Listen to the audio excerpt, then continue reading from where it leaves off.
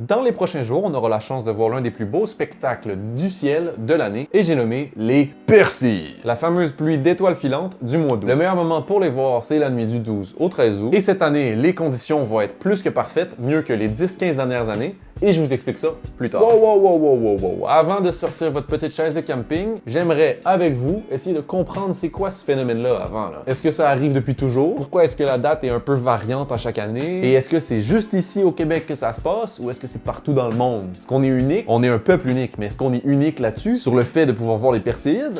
Allons le découvrir. La première affaire à clarifier, ça va faire mal entendre, mais sachez que les Perséides ne sont pas une pluie d'étoiles filantes. C'est dit, le mythe est fini, on peut quasiment fermer la vidéo. Et non, ce sont des grains de poussière, souvent pas plus gros qu'un grain de sable, qui rentrent dans l'atmosphère à très grande vitesse et qui s'enflamment au contact de l'air, un peu comme mon cœur lorsque vous mettez des pouces en l'air. Ça, c'est bizarre parce que moi, de la poussière, j'en ai sur mes armoires de cuisine, là, pis c'est pas pour autant que ça fait de la lumière. Petite blague, à voir qui va rire. Cette poussière-là est un peu plus spéciale. Elle vient d'une comète, donc de la roche et de la glace, une grosse boule comme ça, là, qui s'appelle Swift Tuttle. Pour s'aider à comprendre d'où vient la poussière, là, imaginez la comète comme étant un vieux char sale, plein de rouille, puis qui, en roulant, laisse un peu de rouille partout où il va. Chaque fois que Swift Tuttle, notre petit véhicule, notre petite comète, s'approche du soleil, la chaleur a fait fondre quelques petites couches, quelques petites particules de cette voiture-là, et laisse donc derrière elle des petites traînées de poussière.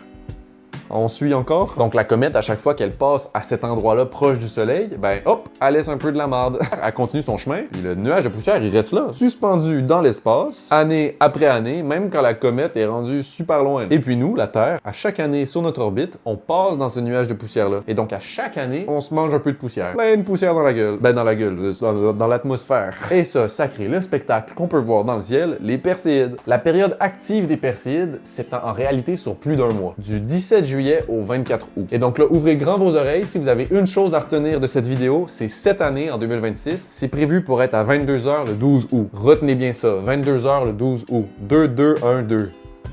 C'est vraiment le moment à viser si vous voulez maximiser vos chances de voir de la poussière brûler.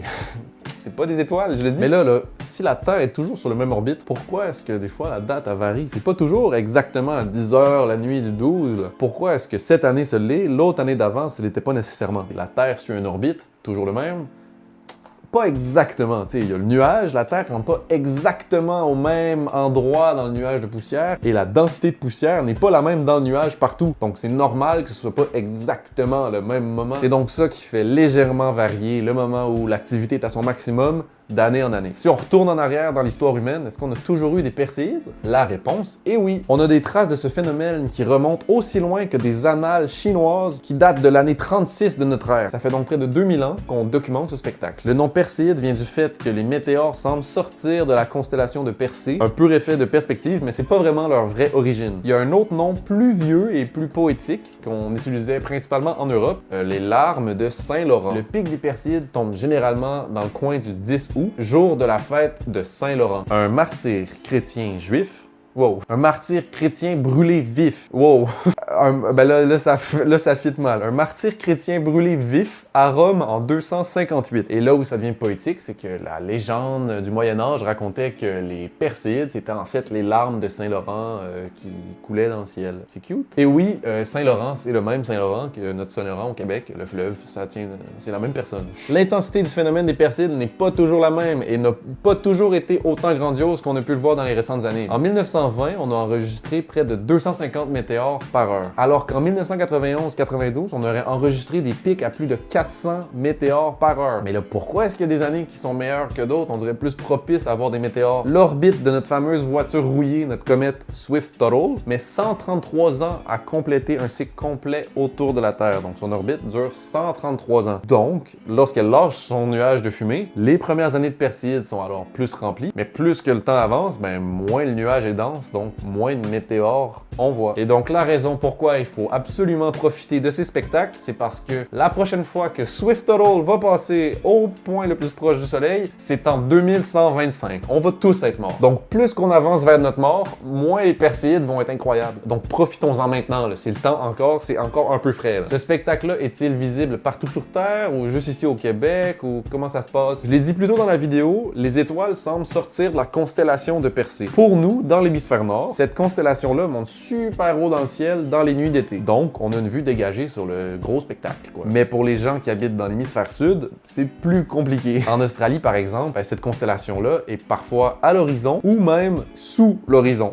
ce qui rend la tâche un petit peu plus compliquée. Imaginons que mon poing, c'est la Terre, mes doigts, c'est l'hémisphère nord, et ma paume, c'est l'hémisphère sud. La Terre tourne comme ça, on est d'accord, là? Elle tourne, je peux pas faire le tour au complet, mais vous comprenez. Le nuage de poussière est ici, donc nous, on a beau tourner, on va le voir très bien, mais dans l'hémisphère sud, complexe. C'est vraiment pas fou faire la Terre avec le poing, j'avoue. Tout pour dire que nous, au Québec, on est extrêmement bien placés. Au début de la vidéo, j'ai dit que 2026 était une année particulièrement extraordinaire, mais pourquoi? La nuit du 12 au 13 coïncide parfaitement là, avec la nouvelle lune. Ça veut dire 0 lumière lunaire pour ternir le ciel. Donc complètement noir, encore mieux pour voir les météores. Je suis tellement un foutu poète.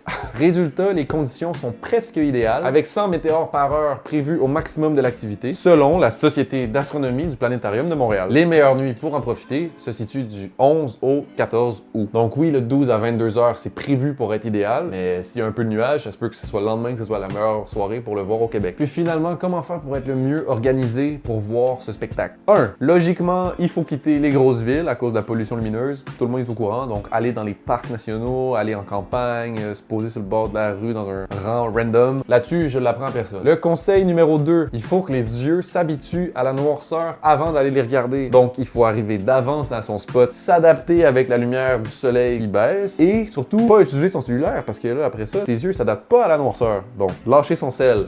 Wow. Troisième conseil, le meilleur moment pour voir les Perséides, c'est à 22h le 12 août. Là-dessus, il n'y a pas de doute, c'est là où est-ce qu'il y a le plus de poussière qui rentre dans l'atmosphère. Mais au Québec, là où la constellation de Persée est la plus visible, donc c'est-à-dire pile au-dessus de nous, c'est, préparez vos oreilles, entre 2h et 4h du matin. Donc, si vous voulez maximiser vos chances de voir plus de météores, c'est ces heures-là qu'il faut viser. Et oui, c'est pas le fun, hein? Surtout que le 13 août tombe un jeudi. Wouhou!